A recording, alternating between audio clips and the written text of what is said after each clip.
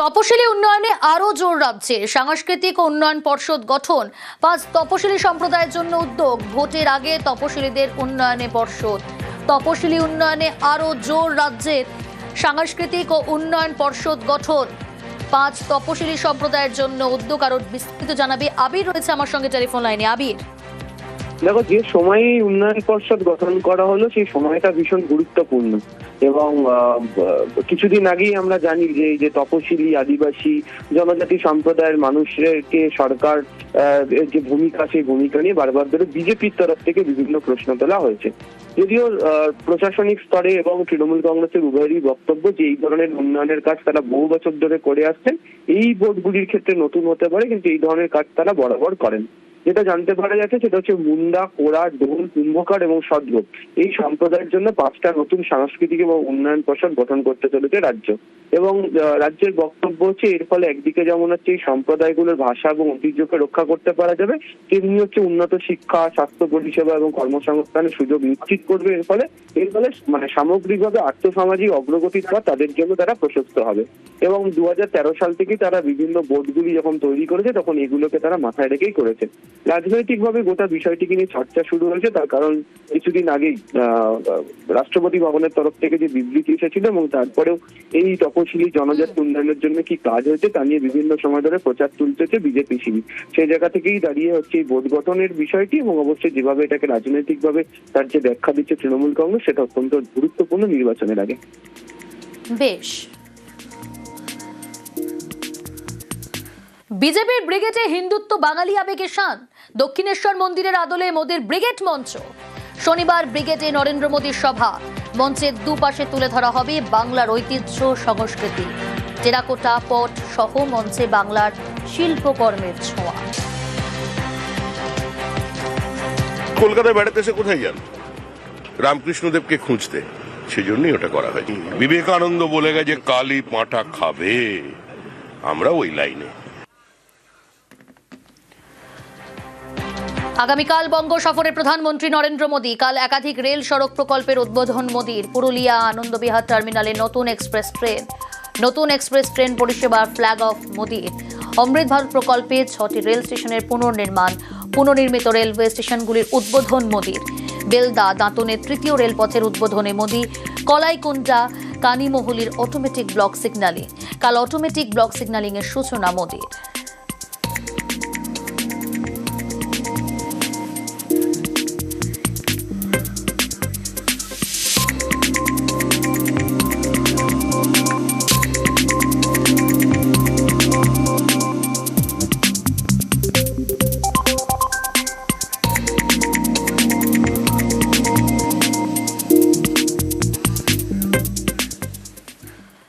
দার্জিলিংয়ে ডিএমকে সেন্ট্রাল ডেপুটেশনে চাইল কেন্দ্র। শিলিগুড়ির সিপিকেও সেন্ট্রাল ডেপুটেশনে চাইল কেন্দ্র। স্বরাষ্ট্র মন্ত্রকের তরফে জানানো হলো রাজ্যকে। দার্জিলিংয়ে ডিএমকে সেন্ট্রাল ডেপুটেশনে চাইল কেন্দ্র। শিলিগুড়ির সিপিকেও সেন্ট্রাল ডেপুটেশনে চাইল কেন্দ্র। স্বরাষ্ট্র মন্ত্রকের তরফে জানানো হলো রাজ্যকে। ডেপুটেশন পাঠানো নিয়ে 3 দিনের মধ্যে উত্তর। দার্জিলিংয়ে ডিএমকে সেন্ট্রাল ডেপুটেশনে চাইল কেন্দ্র। শিলিগুড়ির সিপিকেও সেন্ট্রাল ডেপুটেশনে চাইল কেন্দ্র। স্বরাষ্ট্র মন্ত্রকের তরফে জানানো হলো রাজ্যকে। ডেপুটেশনে পাঠানো নিয়ে 3 দিনের মধ্যে উত্তর।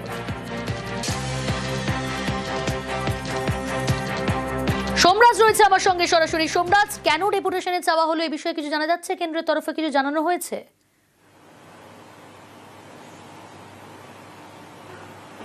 দেখো, কেন্দ্রীয় স্বরাষ্ট্র মন্ত্রকের তরফে যে চিঠি পাঠানো হয়েছে সেখানে কি কারণে শিলিগুড়ির পুলিশ কমিশনার এবং দার্জিলিং জেলার জেলাশাসককে ডেপুটেশনে চাওয়া হয়েছে সেই কারণ সম্পর্কে কোনো বিষয় উল্লেখ করা হয়নি।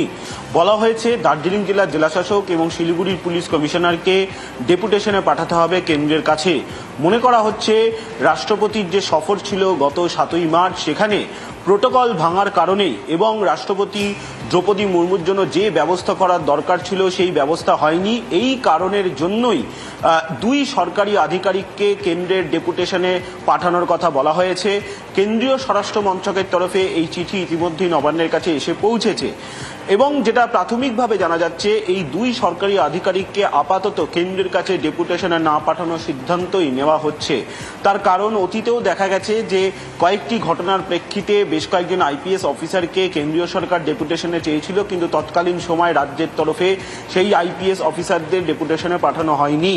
ঠিক একইভাবেই এবারও নবান্নের তরফে সেই পদক্ষেপের পথেই হাঁটা হচ্ছে যে দুই সরকারি আধিকারিককে ডেপুটেশনে না পাঠানোর পথেই এগোনো হচ্ছে। এক্ষেত্রে 3 দিনের মধ্যে কেন্দ্রীয় স্বরাষ্ট্র মন্ত্রককে চিঠি দিয়ে জানাতে হবে রাজ্যকে যে এই দুই সরকারি আধিকারিককে রাজ্য সরকারের তরফে কেন্দ্রের কাছে ডেপুটেশনে পাঠানো হবে কি হবে না।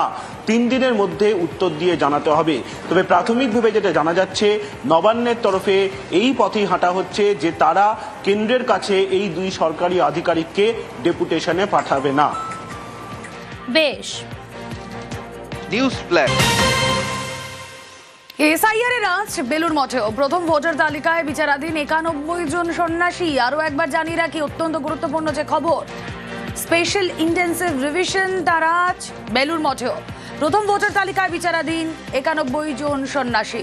দেবাশিস চক্রবর্তী প্রতিনিধি রয়েছেন সঙ্গে। দেবাশিস, দেখো, যে আমরা দেখেছি এসআইআর এ বহু মানুষের নাম এখনো পর্যন্ত বিচারাধীন, সেটা লাখের কয়েক লক্ষ। তারই মধ্যে কিন্তু নতুন ভাবে যে তথ্য উঠে এলো তা হলো 91 জন সন্ন্যাসী, তাদেরকেও কার্যত এই বিচারাধীন প্রক্রিয়ায় ফেলে দেওয়া হয়েছে।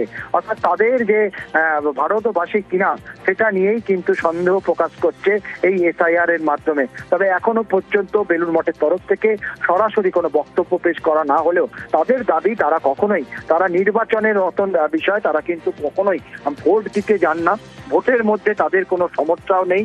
কিন্তু এই যে পরিচয় পত্র থাকাটা, এটা কিন্তু একটি মানুষের বা ভারতবাসী হিসেবে তাদের গুরুত্বপূর্ণ বিষয়। সেখানে দাঁড়িয়ে 91 জন যাদেরকে এখনো পর্যন্ত বিচারাধীন অবস্থায় রাখা হয়েছে এসআইআরে, ফলে তাদের নাম যদি বা তাদের নথি যদি সেটাকে বাতিল করা হয়, সেক্ষেত্রে এই মানুষজন, এই সন্ন্যাসীরা তারা কোথায় যাবেন, তাদেরকে কি হিসাবে বাতিল করা হচ্ছে, সেই তথ্যও কিন্তু পরিষ্কারভাবে এখনো পর্যন্ত নির্বাচন কমিশনের তরফ থেকে জানানো হয়নি। এবং যা নিয়ে ইতিমধ্যেই শুরু হয়েছে রাজনৈতিক চর্চা, যেখানে বারবার করে বেলুর মঠে আমরা কয়েকদিন আগেও দেখেছিলাম মুখ্য নির্বাচন কমিশন তিনি নিচে এসেছিলেন, তারপরেই কিন্তু এই তথ্য সামনে আসে, যা নিয়ে কিন্তু রাজনৈতিক চাপানোতে শুরু হয়েছে রাজ্য জুড়ে। বেশ।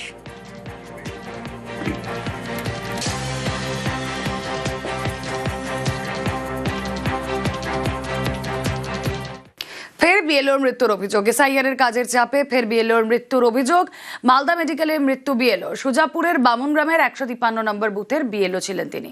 কথা বলবো সেবক দেব শর্মা রয়েছেন সঙ্গে। সেবক, একদমই দেখো রুমেলা, রাজ্যের আরো এক বিএলওর মৃত্যু। পরিবার যেটা দাবি করছে যে এই বিএলও আবুল বরকত তিনি সুজাপুরের বামুনগ্রামের 153 নম্বর বুথের বিএলও হিসেবে কাজ করছিলেন, যে বুথে 879 জন বিচারাধীন বা বিবেচনাধীন তালিকায় রয়েছে। এই নিয়ে চাপ বাড়ছিল, তার উপর কিরকম চাপ, পরিবার দাবি করছে যে বিচারকদের বিভিন্ন ডকুমেন্ট কি করে বোঝাবেন, এই নিয়ে তিনি নানা রকম দুশ্চিন্তা করছিলেন, পরিবারের লোককে সেসব জানাচ্ছিলেন। একই সঙ্গে যাদের নাম বিচারাধীন তালিকায় রয়েছে তারাও মাঝে মধ্যে বাড়িতে আসছিলেন, তারাও নানাভাবে চাপ সৃষ্টি করছিলেন যাতে তাদের নাম ওঠা নিশ্চিত হয়। এই দুইয়ের চাপে তিনি মানসিকভাবে বিপর্যস্ত ছিলেন। এই অবস্থায় বেশি রাত পর্যন্ত তাকে কখনো কাজ করতে হতো বা সময় মতো ঘুমাতে পারতেন না, নানাভাবে তিনি অসুস্থতা বা সামাজিকভাবে সমস্যায় পড়ছিলেন। এই অবস্থায় তিনি অসুস্থ হয়ে পড়েন, মালদা মেডিকেল কলেজ হাসপাতালে আনা হলে তার মৃত্যু হয়। পরিবারের দাবি এই মৃত্যু আকস্মিক এবং এর পিছনে এসআইআর জনিত চাপ কাজ করেছে। রোমেলা, ওকে। আমার সঙ্গে শেয়ার করেছিলেন যে এসআইআর নিয়ে উনি সত্যি প্রচণ্ড চাপে ছিলেন। ভোটারদের কাছে কেমন করে ফেস করব, আমার গ্রামের মানুষ, একটা মানসিক চাপে থাকতেন। এছাড়া কন্টিনিউ উনি 7-8 দিন ধরে এই যে আন্ডার অ্যাডজুডিকেশন, তার জন্য যে প্রিপারেশন নিজে এবং ফ্যামিলি সহ মোটামুটি কন্টিনিউ রাজ্যে কাজ করছিলেন। এই ঘটনার জন্য আমি আপাতত নির্বাচন কমিশনকে দায়ী করছি। বাবার টেনশন বলতে এসআইআর কাজটার প্রচুর চাপ ছিল, এই বিডিও অফিসে জমা করো, সারা রাত আবার পেপার ঠিক করতে, ধরুন 1টা-1.5টা, লোকের তো হুমকির তো আছেই সকাল সন্ধ্যা, আমাদের কখন হবে কেন হবে না, সেটা তো বাবাকে এখন জবাবদিহি করতে হচ্ছে। একটার পর একটা তো অজুহাত বের করেই যাচ্ছে।